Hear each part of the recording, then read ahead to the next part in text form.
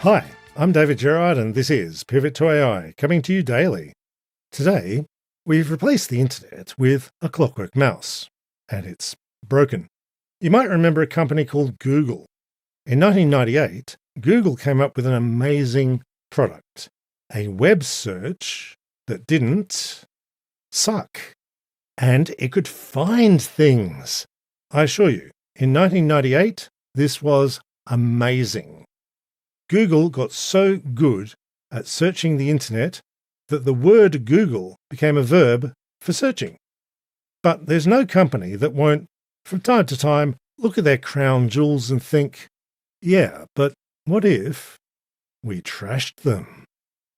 In 2019, Google started deliberately making search results worse so you'd stay on the search page and see more ads.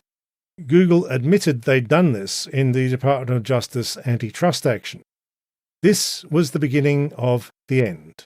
Google somehow thinks it can keep being a huge ad agency without the reason it's a huge ad agency. So, out the search goes. Last March, Google declared search was on its way out. They were going to replace search entirely with you just asking the chatbot. And yesterday, at the Google I/O conference, Google proudly declared this is now a happener. AI Overview will be mandatory. TechCrunch lightly rewrote the press briefing. Quote, "The era of the 10 blue links is officially over. Instead of returning a simple list of links, Google Search will drop users into AI-powered interactive experiences at times." Unquote. At times means not every time, at least that's something. It'll sure be much more than it is now, and it will be enough to stop you actually finding things. But that's okay. The bot will do the searching for you. Quote, "Information gathering agents are an evolution of Google Alerts. Beyond spotting changes, they can make sense of them too." Huge if true. "Links will become an afterthought with the coming changes to the search results experience." Unquote. Links will become an afterthought. That means Google wants to replace web pages in total. Google wants you to see only what it can serve you as redigested slop, with ads. None of these sentences make sense as journalism. They only make sense as just pasting in Google's committee-processed marketing words.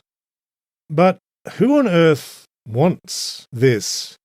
Google brags about how popular AI mode is. Quote, "Just 1 year after its debut, AI mode has surpassed 1 billion monthly users, with queries more than doubling every quarter since launch." Unquote. Yeah, that happens when you force it onto people. There's no reference to users choosing the chatbot that gets it wrong all the time. You go to Google, it's just there. Google is confusing this with anyone wanting this. What Google is worrying about is competition from the chatbots. Google's made its search so bad that people get slightly more useful results from ChatGPT. So Google could have put back the search that didn't suck, but nah.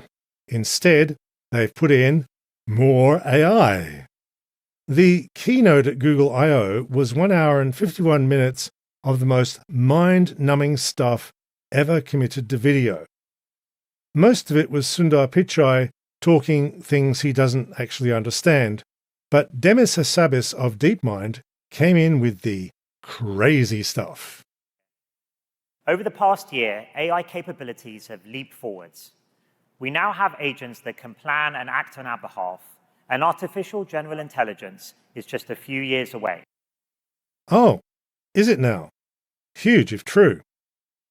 Hassabis finished the intro with some straight-up fantasy. When we look back at this time, I think we will realize that we were standing in the foothills of the singularity. We're talking about a hallucinating chatbot here, whose creators have delusions of grandeur.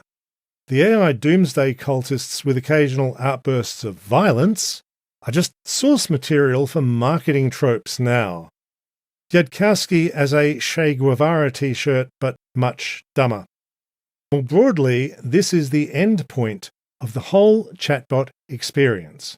This is what all these guys are building chatbots for. You can contrive a use case for the chatbot, but this is its original actual purpose, to suck up all the information in the world and make it only available as a gateway-controlled product. Even the TechCrunch write-up admits publishers are completely screwed. Your only job is to provide content for the AI to reprocess into slop. You are training data. Google will own the access. Anyone who says, "But the bot's really good for," is the sucker. The goal of the companies that make this thing is to make you utterly dependent on a chatbot for your brain, for an ever-increasing monthly subscription. So what do we search with instead of Google? Well, there isn't a lot of choice. DuckDuckGo resells Bing search and you can switch off the AI. Ecosia pushes slop but claims it's green somehow. That's just a lie. Kaji resells Google's actual link results for a monthly subscription. Kaji is really an AI company that sells search as a sideline, and they've got a terrible AI slop news service too, but the search has a good reputation for now. Kaji is just reselling something Google has right there. Google still has the 10 links. They could just make them available instead of making a lying chatbot your only gateway. They just don't. Because Google thinks there's more money in selling you slop forever, with ads and a subscription. Thanks for tuning in to Pivot to AI. Our emergency fundraiser is going nicely, and I thank you all.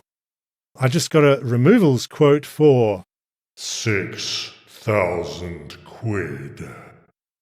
to go from London to Glasgow. Ouch. So, as well as the Patreon and coffee links in the show notes, remember, we also sell t-shirts and mugs on Redbubble. They're great. People are really happy with the quality. And I have my 2 books about cryptocurrency. Attack of the 50-Foot Blockchain from 2017, but you'd think it was about 2026, because the psychology of get-rich-quick schemes never changes. And Libra Shrugged from 2020, which is about Facebook trying to do its own private tax evasion coin for rich guys. You can get the paperbacks from Amazon, and the ebooks are in all the ebook stores.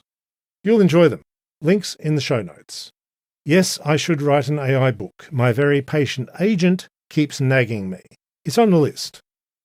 If you don't have money, you're still one of us.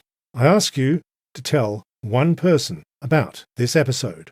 Your word of mouth really helps. Thank you all. I'll see you tomorrow, and bye for now.